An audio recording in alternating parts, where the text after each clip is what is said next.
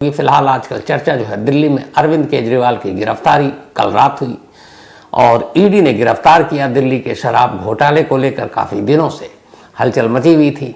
इससे पहले केजरीवाल के डिप्टी यानी कि मनीष सिसोदिया वो भी जेल में हैं, संजय सिंह जो एमपी हैं वो भी जेल में हैं, इसके अलावा जो सत्येंद्र जैन वो भी जेल में हैं और अब अरविंद केजरीवाल। और इस वक्त गहमा गहमी यही है कि क्या गिरफ्तारी के बाद अगर अरविंद केजरीवाल जुडिशियल कस्टडी में जेल जाते हैं तो फिर दिल्ली का मुख्यमंत्री कौन होगा? क्या वो जेल से सरकार चलाएंगे? हालांकि जो संविधान और कानून में ये पहली बार ऐसा होगा, एक अजीब चीज़ कि ये कहीं क्लियर नहीं है कि एक शख्स जिसको अभी सज़ा नहीं सुनाई गई है लेकिन पकड़ा गया है, तो वो अगर जेल जाता और इस्तीफा नहीं दे देता है तो क्या जेल से वो अपनी सरकार चला सकता है एक मुख्यमंत्री के तौर पर? तो बिल्कुल संविधान के विशेषज्ञों का कहना ऐसा हो सकता है, लेकिन इसके लिए वक्त वक्त पर कोर्ट की ज़रूरत पड़ेगी। कुछ फाइल साइन करने हैं, कैबिनेट की मीटिंग लेनी है, तो वो कैसे होगी? बाहर निकलने की इजाज़त मिलेगी या फिर वीडियो कॉन्फ्रेंसिंग के ज़रिए होगी? बट ये अभी जल्दबाजी होगी। अभी तो यही रिमांड और बाकी सारी चीज़ों की बात चल रही है, पुलिस कस्टडी के बाद जुडिशियल कस्टडी और उसमें फिर जेल। तो ये दिल्ली में हलचल है। लेकिन आते हैं हम अपनी खबर के ऊपर। 19 मार्च यानी 4 दिन पहले की बात है, यूपी के बदायूं के बाबा कॉलोनी में एक बड़ी अफसोसनाक वारदात हुई थी। रात के करीब 7:45 बजे थे। इस बाबा कॉलोनी में एक विनोद नाम के ठेकेदार का घर है और उस घर के अंदर कुल 6 लोग विनोद समेत रहा करते थे। लेकिन विनोद चूंकि ठेकेदार था इसलिए अपने काम के सिलसिले में अक्सर बदायूं से बाहर रहा करता था। उस रोज़ भी यानी 19 मार्च को विनोद बरेली गया हुआ था। पीछे घर में 3 बच्चे थे, तीनों बहुत कम उम्र के, 8 साल, 14 साल, 10 साल। साथ में विनोद की पत्नी संगीता और विनोद की बूढ़ी माँ। तो ये 5 लोग घर में थे, विनोद बाहर था। विनोद की पत्नी संगीता जहाँ पे ये रहती है अपने उसी घर में एक ब्यूटी पार्लर चलाया करती थी। आसपास की तमाम महिलाएं वहाँ पे आया करती थीं। शादी वादी के फंक्शन में ठीक ठाक चल जाया करती थी दुकान। और साथ ही ब्यूटी पार्लर के अलावा उसने एक ब्यूटी प्रोडक्ट की भी शॉप खोल रखी थी जिसमें छोटी मोटी ब्यूटी की सारी चीज़ें हैं, वो दुकान चला करती थी। संगीता की दुकान के सामने कुछ वक्त पहले ही एक सैलून खुला, एक मेन सैलून, जिसको जावेद और साजिद 2 भाइयों ने मिलकर खोला था।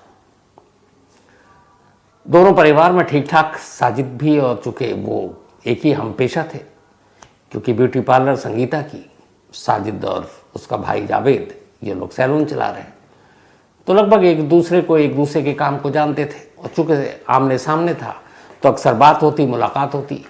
कई बार ये दोनों भाई घर पे भी आए। तो 7:45 बजे 19 मार्च को जब घर में 5 लोग थे, एक मोटरसाइकिल पर 2 लोग घर के नीचे वही दुकान बंद करके सामने आते हैं। उस दिन ट्यूसडे था, मंगलवार।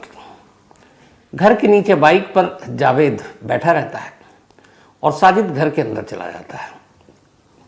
अंदर जाने के बाद वो विनोद की पत्नी संगीता से कहता है कि मेरी वाइफ प्रेग्नेंट है, मुझे 5000 रुपये चाहिए। चूँकि रिश्ते अच्छे थे, उसने कहा ठीक है, लेकिन मैं अपने पति से पूछ लेती हूँ। तो संगीता ने अपने पति विनोद को फ़ोन किया साजिद के सामने और कहा ऐसी ऐसी बात है, उसको ज़रूरत है, उसकी वाइफ को इलाज के लिए पैसे चाहिए। विनोद ने कहा बिल्कुल दे दो, ऐसे वक्त में मदद करनी चाहिए। संगीता ने 5000 रुपये दे दिए। तब तक संगीता की सास ने कहा कि जब आए हो तो बेटा चाय भी पी कर जाओ। अब संगीता की सास चाय बना रही। जावेद इसी दौरान कहा जब तक चाय बन रही मैं थोड़ा छत पे घूम आता हूँ।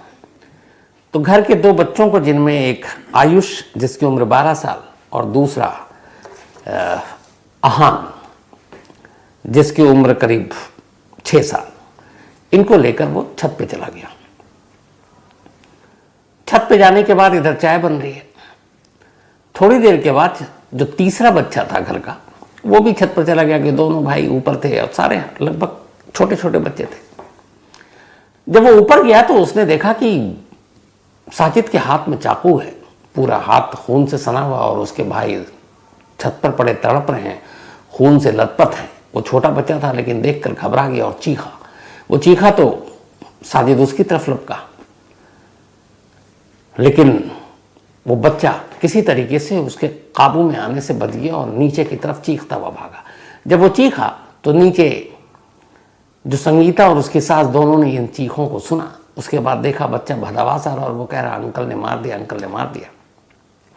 इतने में अब साजिद सीढ़ी की तरफ नीचे उतर रहा है। संगीता और उसकी सास ने देखा कि उसके कपड़े खून से सने, हाथ में चाकू है। वो फौरन समझ गई कि कुछ गड़बड़ है। वो बदहवास बाहर की तरफ भागती। जब बाहर की तरफ भागी उसके बाद सास ने अपना दिमाग लगाया। उसी वक्त उन्होंने बाहर निकलते ही घर का दरवाज़ा बाहर से बंद कर दिया। अब बंद कर दिया तो साजिद जो है वो अंदर ही फंस गया। उसके बाद ये लोग चीखने लगे। आस पड़ोस के लोग इकट्ठा हो गए। उन्होंने बताया उसके हाथ में खून। अभी तक किसी को कुछ पता नहीं कि अंदर हुआ क्या है, लेकिन साजिद का तेवर, उसके हाथ में चाकू, खून से सने हुए कपड़े, हाथ देखकर उन्हें लग गया था कुछ गड़बड़ है। तो लोगों की भीड़ इकट्ठा हो गई।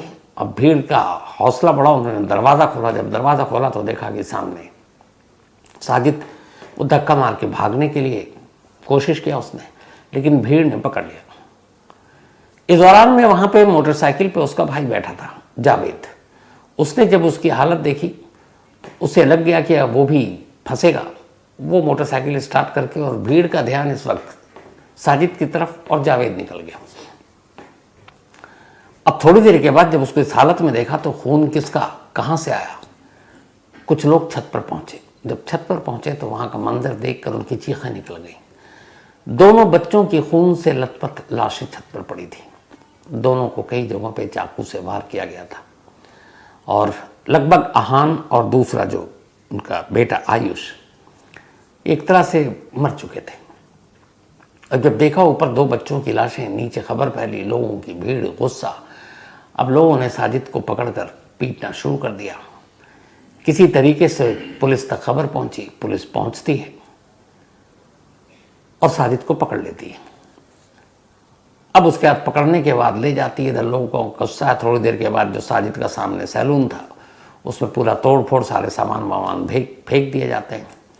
फिर कुछ विटनेस से जो बताते हैं कि मोटरसाइकिल पर आए थे, इसका एक भाई था, वो भाग गया है। लोगों का गुस्सा, चूंकि दो मासूम बच्चे हैं जिसकी किसी से क्या दुश्मनी हो सकती है। और तीसरा जो बस ऊपर वाले के कर्म से बच गया, अगर वो हाथ आ जाता तो शायद उसकी भी जान ले लेता। तब लोग गुस्से में थे। इधर पुलिस ले गई। 2 घंटे के बाद, ये 7:45 बजे का वाकया है, और 2 घंटे बाद 10 बजते बजते पुलिस की तरफ से खबर आई। घर के बाहर जो भीड़ थी, समझाया गया कि आप गुस्सा ना हो, वो हमारी कस्टडी से भाग रहा था और हमने उसको एनकाउंटर में मार गिराया। थोड़ा सा लोगों का गुस्सा शांत हुआ। आजकल एनकाउंटर पे वैसे भी सवाल तो उठता नहीं। तब हुआ ये कि एक मारा गया, दूसरा भागा हुआ है। अब दूसरा कौन, दोनों की पहचान शिनाख्त तो पहले हो चुकी थी। अब पुलिस पहुंचती है साजिद के घर। साजिद के घर जाकर माँ बाप से पूछती है तो पता चलता है कि वो दोपहर को घर से निकला था, दुकान गया, और उसके आगे उन्हें कुछ पता नहीं। तब पुलिस वाले साजिद के घर वालों से कहते हैं कि तुम अपने एक बेटे का कफन तैयार रखो, वो हमारी गोली से मर चुका है। दूसरे के जो है उसको हम ढूंढ रहे हैं। अब वो वहां से भागा। भागने के बाद अब पुलिस उसे ढूंढ रही है। इस दौरान में अब तमाम पूछताछ हो गई, घर वालों से पूछताछ हो गई। अब हर एक के मन में एक ही सवाल कि एक शख्स जो एक घर में जाता है, जो उसके जान पहचान वाले हैं, जो उसकी मदद कर रहे हैं बुरे वक्त में, 5,000 रुपये मांग रहा अपनी बीवी के इलाज के नाम पर, वो बेचारी महिला उसको 5,000 रुपये दे दी और वो उन्हीं के बच्चों को ऊपर मार रहा है। क्यों? अब इस क्यों का जवाब मिल नहीं रहा। 2 बच्चों का कत्ल वजह नहीं मालूम, लेकिन कुकू एफएम के ऑडियो लर्निंग प्लेटफॉर्म पर महाराष्ट्र की 2 बहनों की एक बेहद बेचैन करने वाली कहानी है। उसकी सच्चाई बेचैन करती है। चाइल्ड किलर, 2 बहनें कैसे बच्चों को चुन चुन कर मारती थीं। कई बच्चों को तो मारने के बाद एक बच्चे की तो लाश के साथ पिक्चर हॉल भी चली गई और एक लाश के साथ फिल्म देख रही। तो ये अजीब कहानी Kuku FM audio learning platform पर चाइल्ड किलर आप सुन सकते हैं। साथ ही क्राइम तक फैमिली के लिए इस वक्त एक खास ऑफर है। कुकू एफएम ऐप के पहले महीने के सब्सक्रिप्शन पर पूरी क्राइम तक फैमिली के लिए 70% डिस्काउंट है। यानी पहले महीने के लिए सिर्फ 29 रुपए में आपको 10,000 ऑडियो बुक का ऐसा खजाना मिलेगा जिसे आप जब चाहें जहां चाहें सुन सकते हैं और अपना ज्ञान बढ़ा सकते हैं। हर जगह ये कि आखिर ये क्या दुश्मनी हो सकती है। और घर वाले खुद कह रहे हैं, जिनके 2 बच्चों की मौत हुई है, विनोद जब लौट कर आया घर का मुखिया, तो उसने कहा कि हमारे तो बहुत अच्छे रिश्ते थे, हमारे घर वो आता था, चाय भी पीता था, हाय हेलो सब कुछ होता था, हमें खुद समझ में नहीं आ रहा है कि ये क्या है। उनका ये भी कहना था स्टेटमेंट कि ये हमें लगता कोई बड़ी साजिश। तो अब साजिश क्या हो सकती है जो 2 बच्चों की जान लेने के पीछे। खैर, पुलिस तफ्तीश कर रही है। अब इस सारी चीज़ों का जवाब एक ही शख्स दे सकता था और वो है साजिद का भाई जावेद। अब जावेद भाग रहा है। वो बदायूं से भागकर पहुंचा दिल्ली। दिल्ली में उसके कुछ रिश्तेदार थे, वो वहां जाता है। तब तक बदायूं की ये खबर न्यूज़ चैनल पर थी और रात होते होते इनकाउंटर की खबर आ गई। तो जब रिश्तेदार के पहुंचा तो रिश्तेदारों ने समझाया कि देखो 2 बच्चों की जान गई है, भाई का इनकाउंटर हो चुका, तुम जाकर सरेंडर कर दो, भागो मत। उसने कहा ठीक है। वो वापस फिर आता है, लेकिन बदायूं नहीं जाता है कि कहीं मेरा इनकाउंटर ना हो जाए। वो बरेली पहुंच जाता है। बरेली जाने के बाद आजकल इनकाउंटर पे लेके बहुत सारे सीधे वो विकास दुबे की एक तस्वीर लोगों को याद रहती है, तो उसे लगा कहीं पुलिस मार ना दे। तो ठीक जो विकास दुबे ने उज्जैन में किया था वही ये करता है, गमछा वमछा पहने हुआ, और उसके बाद एक ऑटो पे बैठता है और जोर जोर से कहने लगता है, मैं वही जावेद बदायूं वाला हूँ जिसको पुलिस ढूंढ रही है और मैं सरेंडर करने आया हूँ। और वो ये कहते हुए वीडियो बनाते हुए और वीडियो पे अपनी पूरी सफाई देते हुए पुलिस स्टेशन में जाके सरेंडर कर देता है। वहाँ की पुलिस बदायूं पुलिस को इन्फॉर्म करती है, फिर वो पुलिस वहाँ पहुँचती है और जावेद को अपने कब्जे में लेकर बदायूं पहुँच जाती है। अब जावेद की गिरफ्तारी के बाद ये लगा कि अब कम से कम कहानी सामने आ जाएगी, वजह साफ हो जाएगी। लेकिन 24 घंटे बीत गए, उसके बाद भी कुछ पता नहीं चला। अब सवाल ये था कि आखिर 2 बच्चों की मौत के पीछे की असली वजह क्या थी। ऑफ द रिकॉर्ड बहुत सारे लोग बहुत सारी बातें कर रहे हैं और मेरा मानना वैसी बातें नहीं होनी चाहिए, इसलिए कि जब तक आपके पास पुख्ता सबूत ना हो आप ये बातें नहीं कर सकते।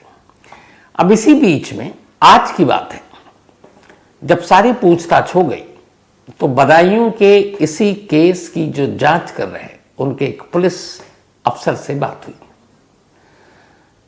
और उस बातचीत के बाद जो उन्होंने खुलासा किया, अब मैं वही आपको बताने जा रहा हूं कि आखिर इस 2 बच्चों की मौत के पीछे क्या वजह हो सकती है। तो इसके पीछे कहानी एक घर की कहानी है। 4 साल से एक शादीशुदा जिंदगी, एक पति और पत्नी की कहानी है।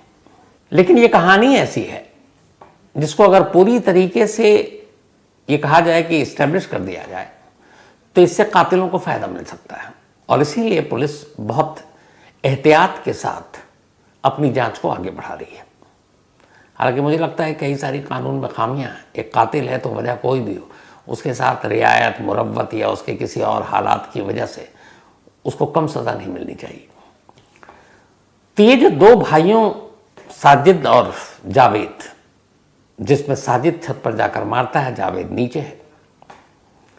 जावेद जब पैदा हुआ 10 साल की उम्र के बाद से उसके अंदर भयानक गुस्सा, और उस गुस्सा कभी कभी उसे कुछ दौरा पड़ता। तो आज भी हमारे देश के ज़्यादातर हिस्सों में लोग नीम हकीम, मौलवी, इनके पास, झाड़ फूक वाले के पास पहुंच जाते हैं और जाकर कहते हैं कि ये ऐसी ऐसी चीज़ें हैं, जबकि कायदे से उसका डॉक्टर से इलाज होना चाहिए। तो बचपन से ही गुस्सैल, थोड़ा बड़ा हुआ तो 2019 में जावेद की शादी कर दी घर वालों ने। अब उसकी बीवी सना, दोनों साथ रहने लगे, लेकिन उसका नेचर बदला नहीं। अब शादी के बाद पिछले 4 सालों में 4 ऐसे मौके आए जब जावेद की पत्नी सना प्रेग्नेंट हुई, लेकिन 3 बार जब वो प्रेग्नेंट थी तो गर्भ में ही उसके बच्चे की मौत हो गई। चौथे बच्चा, इकलौता बच्चा था जिसकी डिलीवरी हुई, उसकी फिर फौरन बाद मौत हो गई। तो एक के बाद एक 4 बच्चे जो होने थे वो चारों बच्चों की मौत हो गई, 3 पेट में ही और एक बाहर। अब जब ये 4 बच्चों की मौत हो गई, उसके बाद धीरे धीरे जावेद के मन में अचानक बच्चों को लेकर नफरत पैदा होने लगी। और वो जब भी किसी और के बच्चों को देखता तो उसे लगता कि ये क्या, मेरे बच्चे हैं नहीं, ये सब बच्चे क्यों हैं, ये घर वाले इतने खुश हैं, ये हंसने खेलते बोलते क्यों हैं। अब जब उसने अपना सैलून यहाँ खोला तो इत्तेफाक से उसके ठीक सामने ये विनोद का घर, और विनोद के घर में 3 बच्चे, और तीनों की उम्र 6, 10, 12 इसी। अब ये घर जाता तो उसको अंकल अंकल भी बुलाते, बच्चे तो बच्चे हैं, प्यार भी करते। लेकिन उन तीनों बच्चों को खेलता हुआ देखता और उनके घर वालों को भी देखता और ये सब खेल रहे हैं कूद रहे हैं, तो फिर उसे अपने वो बात याद आती 4 बच्चों की, और धीरे धीरे बच्चों को लेके वो नफरत उसके अंदर भरने लगी। कई बार ऐसा हुआ जब कोई बच्चा कुछ भी शरारत करता तो उसको अपने ही खानदान के उसके कुछ बच्चे होते, वो उसको झड़क देता, तो बच्चों को लेके उसके मन में ये नफरत थी। अब यहां तक तो कहानी ठीक है, चलिए पुलिस ने भी बता दिया। लेकिन बच्चों के मन में नफरत थी तो बहुत सारे बच्चों के मन में नफरत थी, बहुत सारे बच्चों के लिए मन में नफरत थी, उसके अपने खानदान के बहुत सारे बच्चे थे जो छोटे छोटे थे, नफरत थी। तो ये कि नफरत की वजह से उसने इन 2 बच्चों को मारा, एक पॉइंट तो ठीक है, लेकिन इन्हीं 2 बच्चों को क्या मारा, इसकी वजह क्या है, यहां पे पुलिस खामोश है। तो इसीलिए ये आधी कहानी है कि एक थ्योरी कि बच्चों से नफरत है क्योंकि खुद उसके घर में 3 बच्चे मुर्दा पैदा हुए, चौथा पैदा होने के बाद तो उसकी जान चली गई, और इसलिए वो किसी और का गोद या किसी और के घर में किलकारियां गूंजता हुआ देख नहीं सकता, उसे बुरा लगता है। कई इंसानों के अंदर होता है, लेकिन इस बात का जवाब अभी तक नहीं दिया है पुलिस प्रशासन ने कि विनोद के घर के ही बच्चों को क्यों चुना, इसके पीछे की कहानी क्या है। तो अभी तक जो मोटिव मकसद था वो क्लियर नहीं था, लेकिन अब एक चीज़ उसके बारे में आ गई, और इसीलिए कुछ ऐसे मौलवी और उनको भी पुलिस ने उठाया जिनके पास वो इस गुस्से और बाकी के लिए झाड़ फूक किया करता था। तो अब ये एंगल तलाशने के लिए कि इसके पीछे में कुछ और तो कहानी नहीं है, हाल फिलहाल में जो कुछ मौलवी के पास वो जाता था उन्होंने उसको कुछ ऐसी चीज़ें शायद बताई हो या मौलवी ने उसे बताई हो, तो वो सच्चाई भी जाननी है। लेकिन आधा सच ये है कि बच्चों से नफरत था, लेकिन बाकी का आधा सच कि उस नफरत की वजह से एक घर में घुसकर 2 बच्चों की जान लेना, और वो विनोद का ही घर क्यों, इसका जवाब फिलहाल नहीं। लेकिन जैसे ही इसका जवाब सामने आएगा, ये केस पूरी तरीके से पुलिस खोलेगी, बताएगी, तो मैं आपको ज़रूर बताऊंगा। लेकिन फिलहाल दबी ज़ुबान में और भी इसके अलावा बहुत सारे मोटिव और मकसद की बात हो रही है, पर मुझे लगता नहीं है कि उसको इसलिए शेयर करना चाहिए क्योंकि जब आपके पास कोई सबूत या उसको लेकर ऐसी चीज़ नहीं और ऑफिशियल अगर स्टेटमेंट नहीं है तो फिर हमें उससे बचना चाहिए। तो वही अपना सिलसिला कहानी के आखिर में आज श्रीकांत, इनका जन्मदिन है, हैप्पी बर्थडे श्रीकांत, और ये भेजा है अकन्ना एंड जानकी जी ने। श्रीकांत के पेरेंट्स हैं और साथ ही सुनीता और आराध्या। साथ ही आज शिखा जी की मम्मी का भी जन्मदिन है, तो शिखा अपने मम्मी का नाम नहीं लिखा है, कोई बात नहीं, पूरी क्राइम तक फैमिली मेंबर की तरफ से आपकी मम्मी को बहुत बहुत बधाई, मुबारक, हैप्पी बर्थडे मम्मी। और ये भेजा है आदित्य, अपूर्वा एंड पूरी फैमिली ने। साथ ही मुमताज़, इनका भी आज बर्थडे है, तो हैप्पी बर्थडे मुमताज़, जन्मदिन की मुबारक बधाई। और ये भेजा है अनिल ने। इसके अलावा मुन्ना उर्फ बाबू, इनका भी आज बर्थडे है, तो हैप्पी बर्थडे मुन्ना, और भेजा है काव्या ने। साथ ही इस्माइल, इनका भी आज जन्मदिन है, तो हैप्पी बर्थडे इस्माइल, भेजा है अजहर अली ने। और ऋतु कुमारी, इनका भी आज बर्थडे है, हैप्पी बर्थडे ऋतु, और ये भेजा है मनोरंजन ने। साथ ही भूमिका पंचाल, इन्होंने एक मेल लिखा है और इन्होंने कहा है 2 इंसिडेंट बताए हैं कनाडा और अपनी नानी की, लेकिन कुल मिलाकर जो निचोड़ है वो ये है, इनका कहना है कि हर इंसान को मोहब्बत से मिलजुल कर रहना चाहिए क्योंकि वक्त कब क्या दिखाता है कुछ पता नहीं। मैं आपकी बात से सहमत हूँ भूमिका, ऊपर वाला आपको हमेशा अच्छा रखे। Sonu Kumar, thank you so much. Mita Bhattacharya ji, arrest पर इन्होंने दिल्ली सरकार केजरीवाल की, तो ऐसा नहीं है, दिल्ली में शांत है, कुछ आप आम आदमी पार्टी के कार्यकर्ता धरना प्रदर्शन कर जरूर रहे हैं। दीपक मोरखाडे और ऐश्वर्या जी, हैप्पी होली। और दीपक मोरखाडे की पत्नी है ऐश्वर्या, शायद नाराज़ हैं, पर होली का है, होली मिलन में तो सभी मिल जाते हैं, तो यही दुआ, आप दोनों हमेशा अच्छे रहें, खुश रहें। इसके अलावा